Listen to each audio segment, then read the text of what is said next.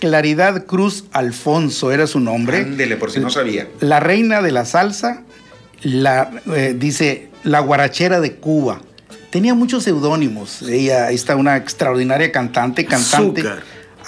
Vi la serie, Fernando, hace tiempo que la transmitieron, muy interesante. Extraordinaria, esta mujer que fue la voz, una de las voces principales de la Sonora Matancera, de Matanzas, Cuba. El de la tumbadora era su marido y lo acompañó toda la vida. Toda su vida, aquí da el nombre, se apellidaba Knight, Knight. Pedro Knight, como caballero en inglés. Bueno, y ella era cubana y americana, se nacionalizó americana, no sé si por el marido o por ella, pero una extraordinaria. No, era cubano también el marido. Sí. Era una persona de color cubana, excelente músico, que es lo que, si me permite interrumpir un poquito lo que decía la semana pasada, es de las poquísimas cosas que le agradezco a los Castro yo, ¿verdad? No a los hermanos, sino a los Castro, bueno, también son hermanos. ¿Cómo a los Zapatras. ¿Cómo permitió la llegada a nuestro hermoso país de personalidades como la semana pasada platicábamos de José Ángel Mantequilla Nápoles? Así es. De Celia Cruz, entre otros, del señor Knight, de tanta gente tan valiosa que tuvo que huir, como pues ahora lo vemos de más de Sudamérica, ¿verdad? Que están corriendo hacia la frontera y Estados Unidos, y muchos están quedando aquí en México, los hermanos venezolanos, ¿verdad? Pero de los cubanos, ¿qué clase de personalidades? Jugando béisbol, boxeando, cantando, instrumentando. Pues entonces, gracias a los Castro, pudimos disfrutar de tantos deportistas y tantos cantantes como esta Celia Cruz. Dice que su esposo era trompetista también, era parte de la agrupación de La Matancera. En un viaje que hicieron a Cuba, la Sonora Matancera, ella simplemente se quedó a vivir aquí. Ya no quiso regresar, fue cuando Fidel Castro tomó el poder y luego ella emigró a los Estados Unidos. Pero era La Matancera de Matanzas. Y vamos a hablar hoy de un boxeador extraordinario nacido en Matanzas, Cuba, licenciado de la Mora. Ultiminio Azuquítar Ramos. Así le decían Azuquítar, Azúcar. Sí lo recuerdo. Claro, un extraordinario boxeador de un boxeo extraordinario. Elegantísimo. Buena defensiva. Elegantísimo pelado. Otro que huyó de Cuba y vino con nosotros. Bueno, cuando hablamos de Mantequilla Nápoles, cuando vino todo ese grupo, vino un grupo muy grande de cubanos. Creo que el Timinio se trajo Mantequilla, ¿no? Pues por ahí andaban. En ese orden. No sé exactamente si llegaron todos juntos o vinieron de uno por uno. Lo que sí, Mantequilla vino con Kid Rapidez, que era su entrenador, que también fue entrenador. Y Pancho Rosales también fue de Ultiminio, ¿no? Después. Posteriormente de Mantequilla. También. Y de Ultiminio, sí, uno de los grandes entrenadores de México, managers, entrenadores, porque el manager era Cuco Conde, era el que le manejaba las peleas, y el que lo entrenaba pues era Kid Rapidez. Formidable, y uno de los aspectos importantes de este muchacho de Matanzas, Cuba, Ultiminio Ramos, es que fue el primer campeón del mundo sancionado por el Consejo Mundial de Boxeo. Qué orgullo, ¿no? Él se coronó en el año de 1963 y fue la fecha de la fundación del Consejo Mundial de Boxeo. Alguien por ahí tenía 10 años. ¿Usted? No, usted. Yo también. Yo tenía 11. No, pues a mí ni me pregunten. Yo tenía... Ni en planes, tocayo, ni en planes. Bueno, yo le quiero decir... 53. 53, y en el 63 peleó él, y yo me acuerdo de esa pelea. La escuchamos por radio. Sí. Yo ya en ese entonces, gracias a mi abuela, que mi afición al boxeo fue por mi abuela, qué curioso, ¿verdad? Eso nunca no lo has comentado. No, sí, mi abuela era una aficionada, y sobre todo su ídolo era Cassius Clay Muhammad Ali. Me estaban platicando esa semana, todavía un buen amigo que así como dices tú, tocayo, que te reconocen a través del programa y te detienen y platican contigo. Así me estaba platicando un buen amigo que decía, escuché el programa cuando hablaban de Muhammad Ali, que pusieron la música, qué buen programa. Pues qué bueno que sí lo contemplan, ¿verdad? Pero Ultiminio Ramos, yo lo que recuerdo, la elegancia para pelear. Para empezar, era un tipo... Mantequilla era simpático. Ultiminio era elegante. Era como se dice en el béisbol, un guapetón. El Sugar le decían, ¿no? Sugar, Azuquítar. Con una clase, usted sabe más que eso que yo y lo puede descifrar mejor que yo, don Fernando. Pero yo, desde mi humilde trinchera insapiente, ¿verdad?, de box, yo lo veía como una personalidad que tenía, era un esteta del ring, era una elegancia, la forma como peleaba. Leí por ahí que él le gustaba ser motivado por los golpes que le entraban, porque después de que lo tocaban, como que le sacaban el coraje, pero nunca perdía la compostura. Y creo que dentro de estos peleadores que hemos hablado, bueno, aparte que Azteca, que terminó muy bien también, él terminó bien. Sí. Terminó bien, una vida muy, como diría mi abuelita, poco disoluta. Pensando que disoluto es como se disuelve algo dentro del agua. Oye, y sería, tocayo, Mario Lamora, Fernando, amigos de la audiencia, que a raíz de que en los 60s, cuando llega Fidel Castro al poder y prohíbe las peleas de boxeo, prohíbe el boxeo, es por eso que llegarían pues boxeadores mexicanos a nuestro país también. Los cubanos, exactamente. Sí, no, esa fue la razón. Bueno, no nada más prohibió el boxeo, prohibió todo lo profesional, por eso también salieron los cantantes, poetas, escritores, artistas. Pues qué gusto por nosotros, ¿no? Claro, que nosotros ahí, los cubanos ahí ganamos. Ya mencionamos todos aquellos boxeadores que llegaron a México. Y 4 de ellos, incluso, obviamente. Claro. México, tierra de promisión para la gente que tiene necesidades fuera. Si nos vamos un poquito más atrás a la Guerra Civil Española, sí. Qué personalidades llegaron. Así es. Artistas, deportistas, directores de cine, Luis Buñuel, por ejemplo, que enriquecieron la cultura, el deporte, las artes y la vida cotidiana del pueblo mexicano. Pasa algo semejante, tal vez un poquito en menor escala, cuando acontece esto en Cuba. Efectivamente. Oye, porque también llegaron Pastor Marrero, Chucho Gutiérrez y muchos cubanos de aquella década, ¿no? Llegaron muchísimos, pero de todos ellos, 4 llegaron a consolidarse como campeón mundial. Y ya nombramos a 2 de ellos, ¿verdad? Luis Manuel Rodríguez, José Legrand, lo mencionamos, Mantequilla Nápoles y aquí Ultimino Ramos. Y siendo un extraordinario boxeador, amigos, este muchacho, a través de su carrera, ocurrieron 2 tragedias, lamentablemente. Sí. Una de ellas fue precisamente en el 63, cuando ganó el campeonato del mundo. Se enfrentó al norteamericano Dave Moore, allá en Los Ángeles, en el estadio de Dodgers. Le gana por nocaut en el 11º episodio, detienen el combate. Él había ido a la lona y en esa caída Dave Moore se había pegado en la nuca en la 3ª cuerda. En ese entonces, Mario, los rines tenían 3 cuerdas por cada lado. Entonces, debido a ese golpe que se dio en la nuca, piensan, porque se estuvo investigando qué pudo haber sucedido, algo le sucedió en el cerebro a Dave Moore, que lamentablemente después de 2 días de estar hospitalizado fallece. Fueron 2 rivales, ¿no? Los que fallecieron por sus puños, ¿no? Sí, el primero fue allá en Matanzas, precisamente, contra el Tigre Blanco, José. El Tigre Blanco, sí, en el 58. El boxeo, lo hemos comentado, es un deporte de contacto, es un deporte agresivo, que precisamente por eso el Consejo Mundial de Boxeo está tan empeñado en la protección, en cuidar a los boxeadores. Y después, por ejemplo, después de esa pelea donde muere Dave Moore, se instaló una cuerda más. Ahora los cuadriláteros tienen 4 cuerdas por cada lado. Sí. Y ha habido muchos otros cambios. En los guantes también ha habido que hacer cambios. Desde peso mosca hasta peso welter usan guantes de 6 onzas y de ahí para adelante de 8 onzas. La reducción de los rounds. Algunos movimientos esos también implementados por don Jesús Sulaimán, que en descanse, ¿no? Del Consejo Mundial de Boxeo. Exactamente. Y todo lo hacía don José Sulaimán encaminado a la protección de los boxeadores. Exacto. Y todo era sometido a investigación, el licenciado de la Mora. No eran cosas que se le ocurría al presidente y decir, bueno, yo creo que es mejor. No. Él contrataba las universidades de los Estados Unidos, las universidades de California, para que investigaran y estudiaran a fondo qué se podía hacer para evitar accidentes. Y llegaban a estas conclusiones. Por ejemplo, ahora todos los guantes de boxeo, el dedo pulgar está pegado al guante, porque encontraron que como estaba suelto de los otros 4 dedos, con ese dedo pulgar se causaban lesiones en los ojos a los boxeadores. Sí. En algunas ocasiones sin querer y en otras queriendo. Así es. Y los desprendimientos de retina al por mayor. Así es, efectivamente, esas lesiones que eran terribles. Bueno, todos estos cambios que hubo fue precisamente para evitar esas lesiones. Y aquí lamentablemente Dave Moore fallece. Se corona campeón del mundo. Ultiminio Ramos defiende el campeonato en 3 ocasiones.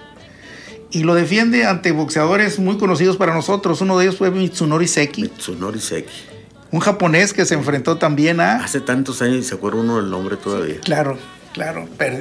Peleó con Vicente Saldívar, Mitsunori Seki. Peleó, fíjese, con otro boxeador cubano de Ghana, del país de Ghana, Floyd Robertson. Y Floyd Robertson también se enfrentó a Vicente Saldívar. Bueno, estos fueron rivales de Ultiminio Ramos hasta que en la 4ª defensa de su título de peso pluma, que era la división donde militaba Ultiminio Ramos, se enfrenta con el zurdo de oro en la Arena Cuatro Caminos de México. Vicente Saldívar. Y ahí Vicente le gana. No empieza a perder esa potencia que tenía Ultiminio por dar el peso. Batalló con varias cosas, pero lo que más sufrió Ultiminio fue anímicamente el que, debido a los puñetazos que dio, falleció Dave Moore. Sí. Ya tenía en su cuenta uno allá en Cuba, y ahora la segunda tragedia que ocurría por un combate desarrollado por él, pues la verdad le mermó anímicamente, ya no era el mismo. Él mismo comentó en muchas ocasiones que le daba miedo tirar golpes. Sin embargo, siguió su carrera, como le digo, lo defendió en 3 oportunidades hasta que en la 4ª se enfrenta a Vicente Saldívar y Vicente Saldívar le gana. En la Arena Cuatro Caminos de México. Que acabo de ver el edificio hace un mes. Ah, sí. Dicen que era, tú lo mirabas y era todo sonrisas. Pura risa. Y que se retiró joven, ¿no? También, Fernando. Muy joven se retiró y caía tan bien que en las convenciones del Consejo Mundial lo invitaban con mucha frecuencia. Era muy amigo de don José Sulaimán, quien era el presidente. Bueno, en ese entonces, cuando él se coronó campeón, no era presidente don José Sulaimán. Cuando lo invitaba a las convenciones ya fue cuando presidía el consejo de don José Sulaimán.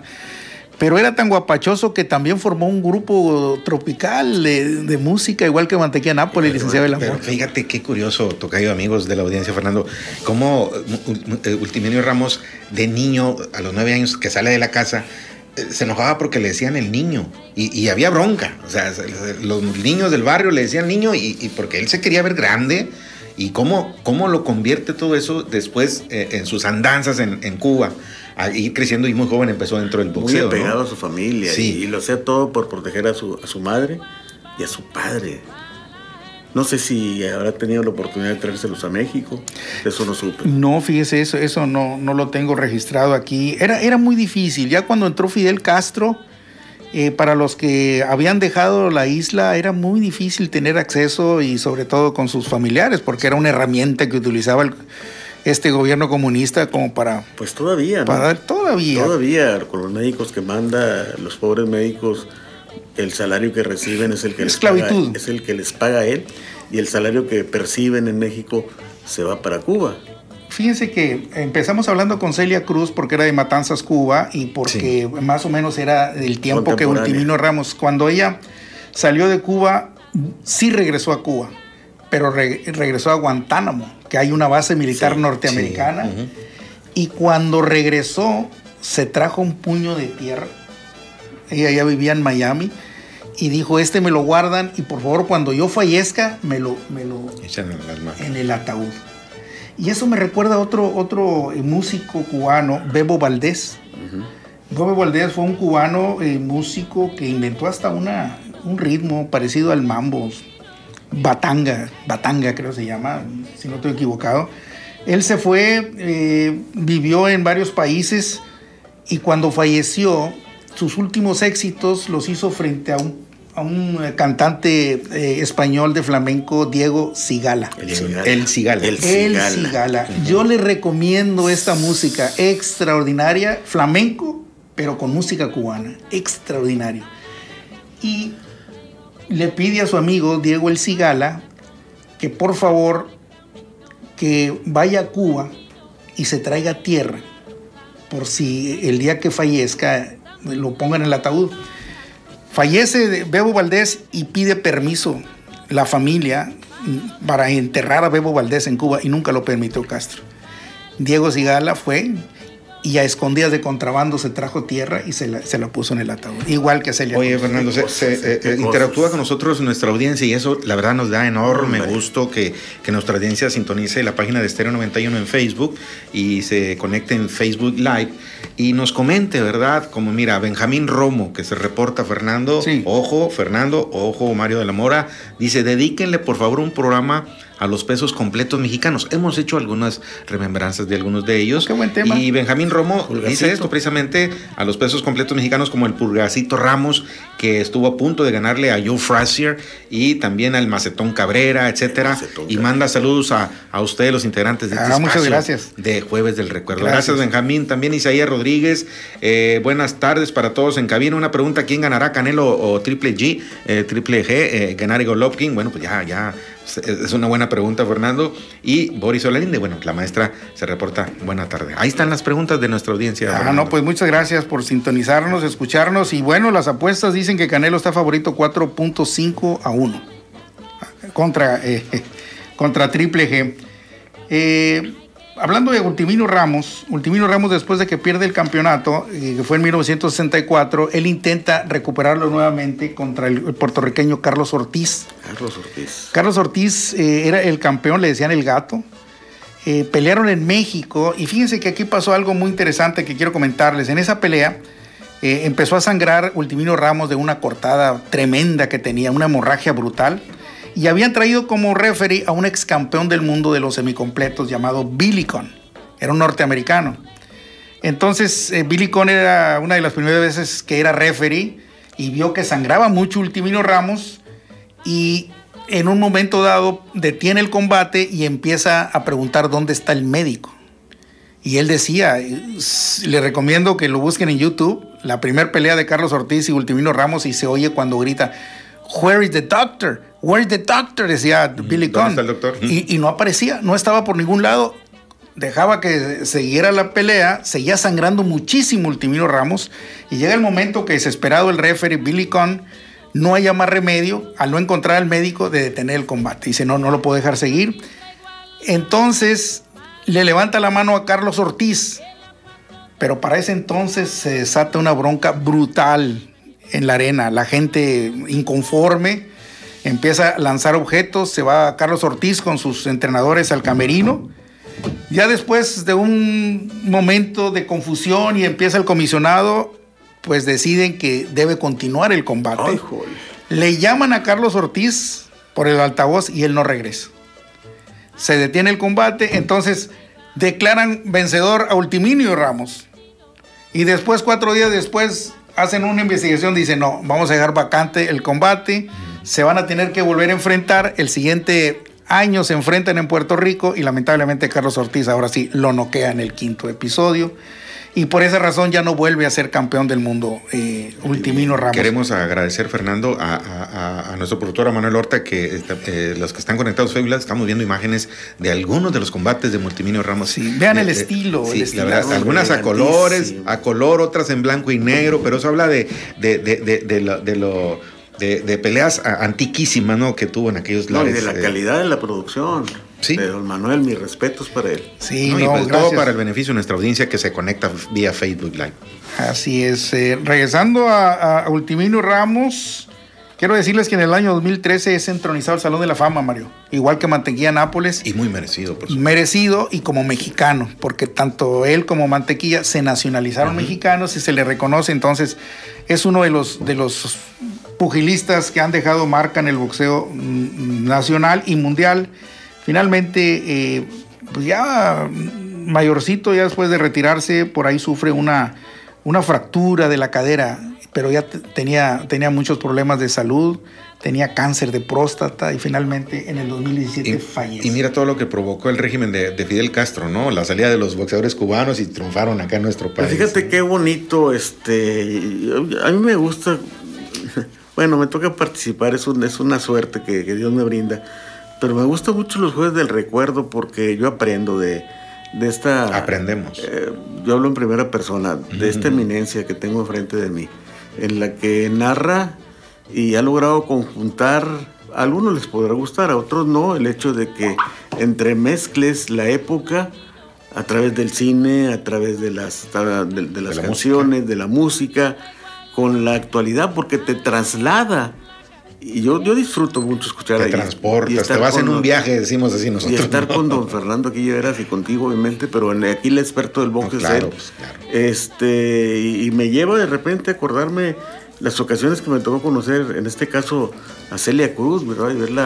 Y verla cantar. Remueve la memoria. En el Blanquita y verla en alguna ocasión en las caravanas de la cerveza, de la cervecería. Y hoy nada más no está Chito Rodríguez, sino también, imagínate. Aparte del Yerberito, que fue el tema que pusieron al principio del programa, ¿recuerda otras canciones? Tuvo muchísima, cantó bolero, cantó el son montuno. El son montuno, guarachas. Recibió varios Grammy, pero ¿no se acuerda de alguna otra canción que así? Al final sacó algunas como Tu Voz. Tu Voz. Y también muy jocosas. Se me fue el primero Tongo. Songo le dio Borondongo. Ah, sí.